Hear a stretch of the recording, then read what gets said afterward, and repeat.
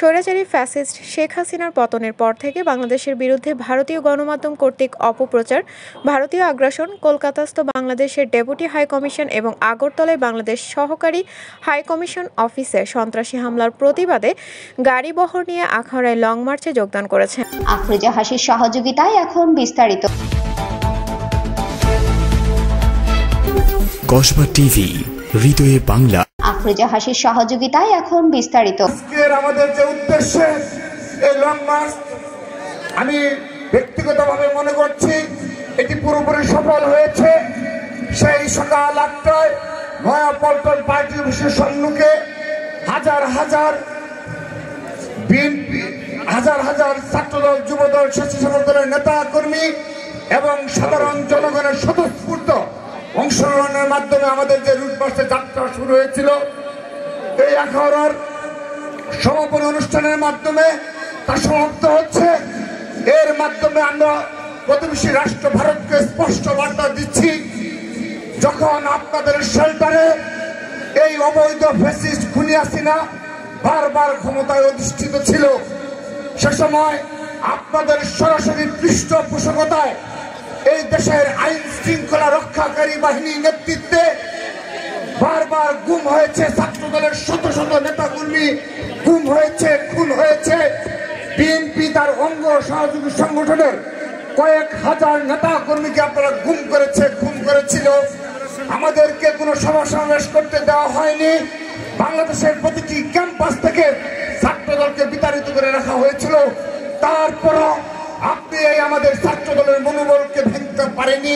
এই ছাত্র দলের মনোবলে কোনো প্রভাব পড়েনি। বারবার অবৈধ নির্বাচন করার পরও বিএনপি সামান্যতম ক্ষতি করতে পারেনি খুনি হাসিনা। সেহেতু খুনি হাসিনা থাকাকালীন সময়ে যদি বিএনপি তার শক্তিমত্তার পরিচয় দিতে পারে, এখন তো খুনি হাসিনা পালিয়ে গেছে। আওয়ামী লীগের দেশে আর কোনো অস্তিত্ব নেই, ছাত্রলীগের কোনো অস্তিত্ব বাংলাদেশে নেই। সেহেতু যত ষড়যন্ত্র করেন না কেন, কোন ষড়যন্ত্র দেশে বাস্তবায়ন হবে না ইনশাআল্লাহ। এবং সেই ষড়যন্ত্র আপনাদের আগ্রাসী মনোভাবকে মোকাবেলা করার জন্য বাংলাদেশ জাতীয়তাবাদী ছাত্র দলের নেতৃত্বে বাংলাদেশের সকল ক্যাম্পাসে সকল ছাত্র সংগঠন এক এবং ঐক্যবদ্ধ রয়েছে। আমরা স্পষ্ট বার্তা দিচ্ছি, যদি এই খুনি হাসিনার কোন ষড়যন্ত্র আবারও লিপ্ত হয় এবং ভারতে আবারও কোন উগ্রবাদী সংগঠন বাংলাদেশের পতাকা অবমানন করার দুঃসাহস দেখায়, আমরা সমুচিত জবাব দেব এবং আমরা সে ধরনের সে ভাষায় কথা বলবো। যখন খুনি হাসিনা ছিল তখন রাজপথে এই পুলিশের বিরুদ্ধে যে ভাষায় কথা বলার প্রয়োজন ছিল, ছাত্রদল সেই ভাষায় কথা বলেছে। যে ধরনের কৌশল অবলম্বন করা উচিত ছিল, আমরা সেই ধরনের কৌশল অবলম্বন করেছিলাম। সেহেতু এখন ভারতের যে ধরনের প্রতিক্রিয়া হবে, আমরা সে ধরনের প্রতিক্রিয়া দেখাবো।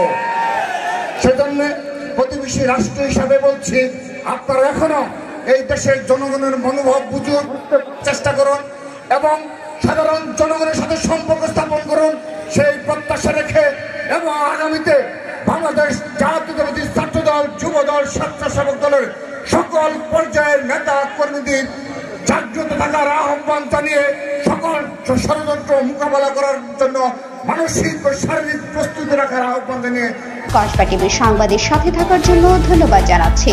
পরবর্তী সংবাদ পেতে আমাদের চ্যানেলটি সাবস্ক্রাইব করে রাখুন।